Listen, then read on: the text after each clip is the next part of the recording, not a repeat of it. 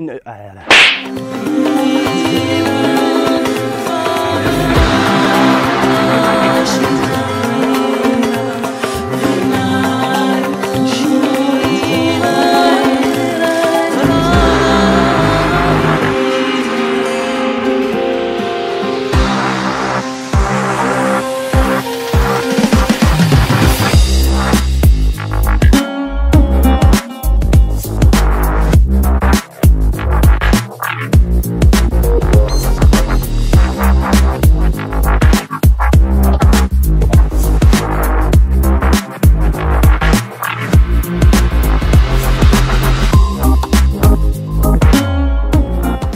Ladies and gentlemen, welcome. On retourne en français, une autre pour vous. Alors aujourd'hui on va parler cardio, juste parce que c'est l'été. J'ai eu plusieurs demandes, en particulier féminins. Je vais vous expliquer quelle est la meilleure technique pour faire du cardio. Et c'est sûrement pas celui que vous pensez. Alors si jamais vous voulez un petit peu plus d'explications en détail, parce que je vais essayer de garder cette vidéo relativement courte, et j'ai fait sur mon site, donc je vais vous mettre le lien en dessous. J'avais écrit un article qui est en anglais et en français sur le cardio et quelle façon de faire du cardio. Donc déjà je vais vous péter un mythe, ça va vous faire chier. D'entrée ça va vous faire chier. Vous savez quand vous allez au gym, qu'est-ce qui prend le plus de place? Les vélos elliptiques, les tapis de course, tout ce genre de trucs. Eh ben vous savez quoi? Ça va à la poubelle. Parce qu'en gros ça sert à rien. Les tapis de course, il n'y a aucune résistance, donc c'est même mieux d'aller courir dehors. Puis le reste on n'en parle même pas. Donc ça déjà on oublie parce que le steady, comme on l'appelle, le steady pace cardio, c'est du cardio qui en gros va vous faire garder le même rythme tout le temps.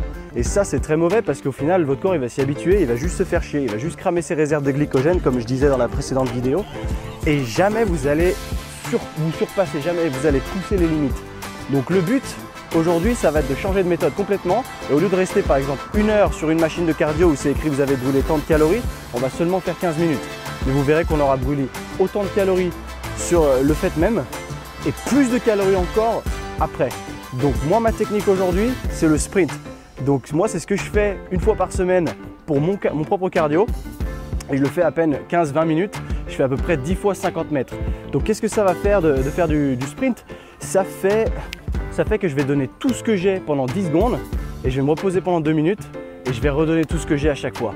Donc la grande différence c'est que je vais vraiment faire piquer mon cœur, je refais descendre et je remonte. Et cet effet là, il y aura après l'entraînement ce qu'on appelle un afterburn effect.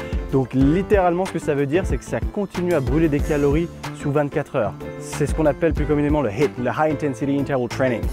Donc en gros ce qu'on va faire, il n'y a pas que le sprint par exemple. Le sprint en l'occurrence pour les hommes est très bénéfique.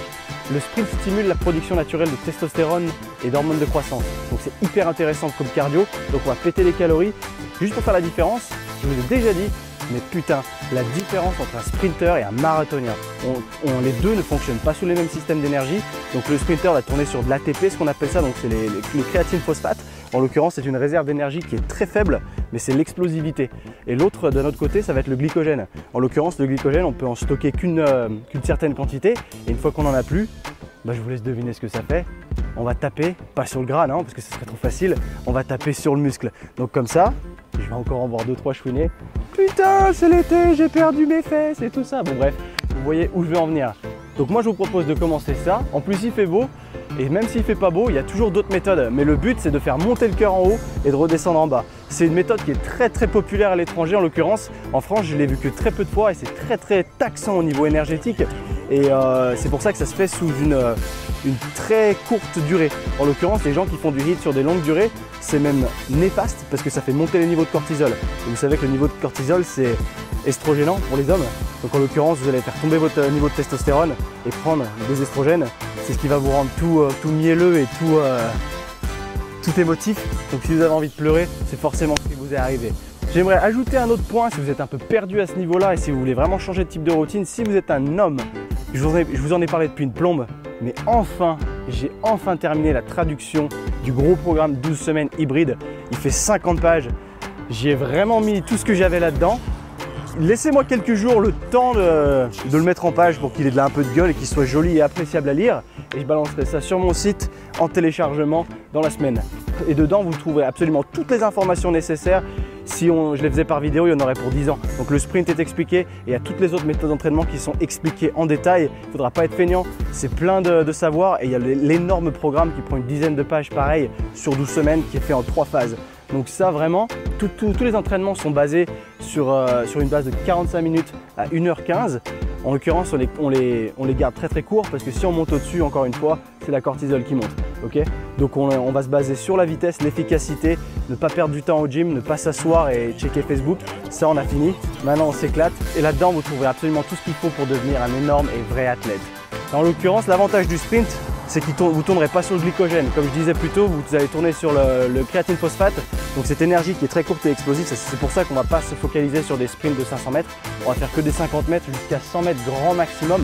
Comme de cette manière, on va préserver notre masse musculaire et on va aller tabasser le gras après sur du brûlage de calories. Donc en l'occurrence, vous savez très bien qu'il n'y a pas de méthode miracle pour perdre du gras. Le plus gros avantage du cardio, en l'occurrence, bon oui, il y a en effet des avantages santé, amélioration de la performance cardiovasculaire, mais il y a aussi un avantage, c'est qu'il permet de manger plus. Et ça, c'est pour ça en l'occurrence que je le fais, parce que grâce à ça, vu que je brûle plus de calories, automatiquement je peux manger plus de calories. Mais souvenez-vous bien que si vous mangez très peu et que vous allez encore taper dans le cardio, vous allez être en sous-alimentation et là ça va être la catastrophe parce que vous allez vraiment brûler tout le muscle. Mais par contre, si vous souhaitez être en déficit calorique et que de ce côté-là, c'est très dur parce que par exemple, je vais dire une connerie, vous visez 1500 calories par jour et que c'est vraiment dur parce que vous avez la dalle, additionnez un petit peu de cardio, 2-3 sprints comme ça et ça va vous permettre d'aligner un extra 500 calories par exemple et vous serez toujours en déficit juste parce que votre corps aura tapé plus de calories. Donc c'est ça vraiment le bonus. Si vous avez d'autres questions concernant le cardio, parce que je veux vraiment garder cette vidéo courte, laissez ça dans les commentaires, je me ferai un plaisir d'y répondre. En tout cas, c'est tout pour moi, à plus.